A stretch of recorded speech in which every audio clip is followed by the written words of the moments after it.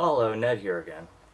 And today I am going to be reviewing the NES port of a very popular and well-renowned arcade game.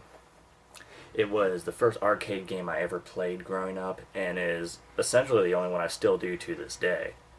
And that game is Galaga. Galaga, or as it says on the box art for the NES port, Galaga Demons of Death, was an arcade space shooter made by Namco and published here in North America by Midway.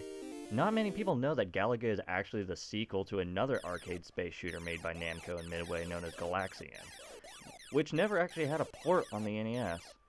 However, Galaxian may be another review for another time. This video is going to be about its vastly superior sequel, Galaga. In an era where arcade controls were not more than a joystick and a single action button, the controls for Galaga are just that. The D-pad allows you to move side to side and the A button fires. Seems simple, right? Well, of course it is. However, simple does not mean easy. Galaga is very much one of those classic arcade games where it's very easy to pick up yet hard to master. To progress through the levels, you must kill all of the alien bug ships on the screen. Once you do, you have to do it over and over and over again, with each level becoming progressively more and more difficult. After every certain number of stages, you'll get to access a bonus stage where you get to rack up extra kills for extra points. And if you kill every bug on the bonus stage, you get even more points. Yes, just like the classic arcade game it is, Galaga has no ending. It's all about getting that wonderful high score. To this very day, I still can't beat my older brother's high score from back when we were kids. The jerk made it to level 42, and I can't make it past 10 if I try. The gameplay also throws curveballs at you to keep the game from getting too dull as you progress, such as the bee alien turning into a swarm of scorpions which will then dive bomb you, or the beetle alien will attempt to tractor beam your ship. If the beetle does take your ship, while it may seem like a bad thing because you lose a life, but if you're able to quickly shoot down that same beetle, your old ship will join you. Now you have two of them to moiter alien bugs with.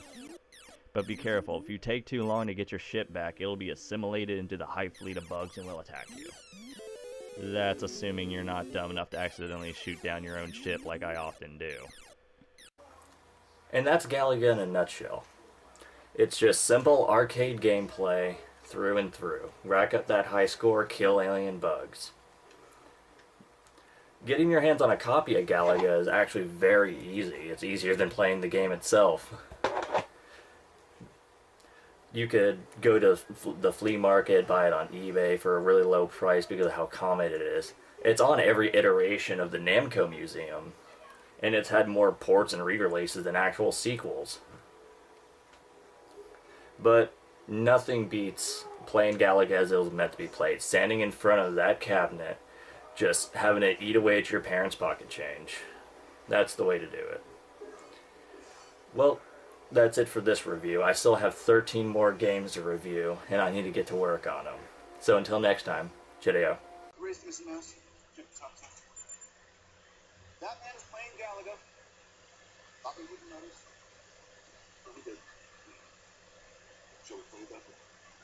Switch?